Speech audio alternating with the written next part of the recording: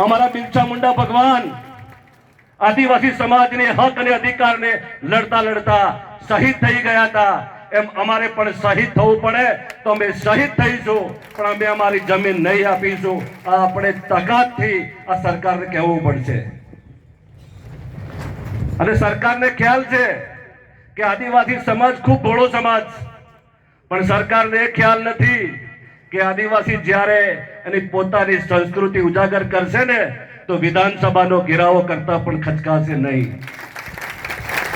માટે કહેવા માંગુ છું कि आदिवासी न कभी झुका है न कभी झुकेगा, आदिवासी न कभी झुका है न कभी झुकेगा, आदिवासी कभी न रुका है न कभी रुकेगा, चाहे आसमां या जमीन एक हो जाए, आदिवासी कभी न रुका है न रुकेगा. એ વાત સાથે મારી વાત પૂરી કરું છું. જય હિન્દ, જય ભારત, જય જોહાર, જય આદિવાસી.